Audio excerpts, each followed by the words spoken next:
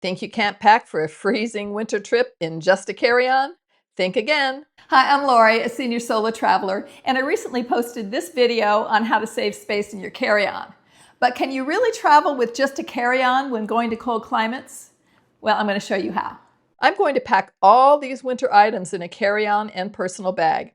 This is everything I'm bringing on the trip to Alaska, which includes 3 pants, 6 shirts, 3 tanks, rain jacket, puffy coat, fleece jacket, long johns, pajamas, socks, undergarments, gloves, beanie, boots, sneakers, toiletries, cameras, and electronics. The trick is to bring layers, choose the right fabrics, and be strategic with your packing.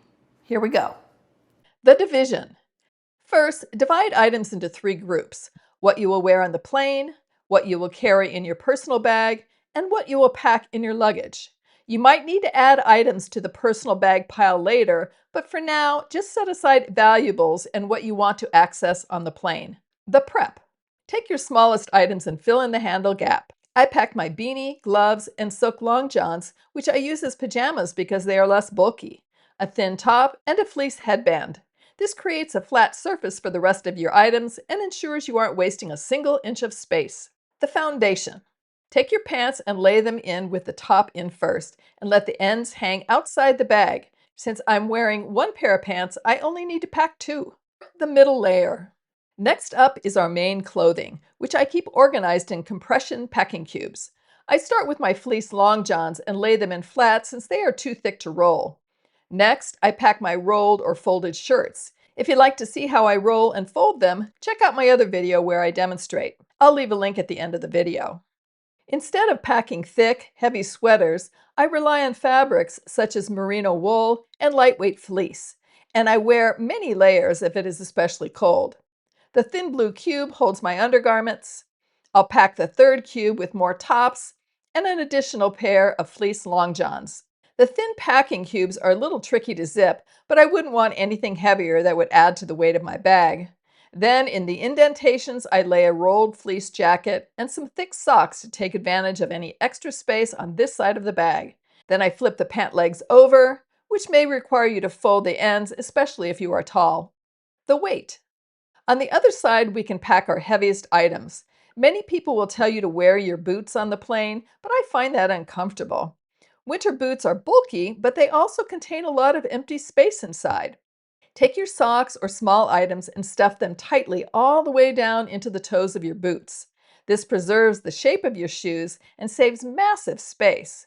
Once stuffed, place the boots at the very bottom of your suitcase, right against the wheel wall.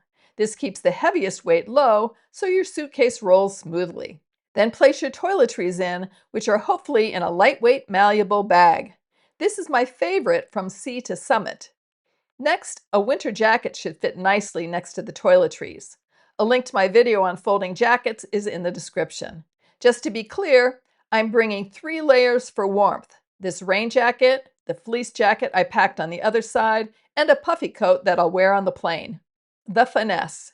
And now it's time to find pockets where you can slide additional items, such as electronic cords and plugs, a spare pair of glasses, selfie stick, and a hat. The finish. Because we managed our space strategically, everything fits with room to spare. Your suitcase should zip easily. I checked and the weight is 30 pounds, which is under the weight limit and easy for this solo traveler to handle. The valuables and extras. Now it's time to pack your personal bag.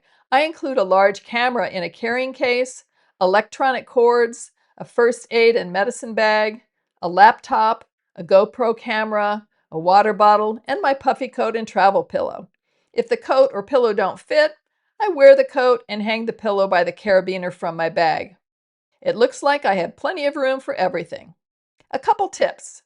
If I have too many liquid toiletries, I divide them between my personal bag and suitcase, so that when they are scanned in security, they are scanned separately so I don't get flagged with too many liquids.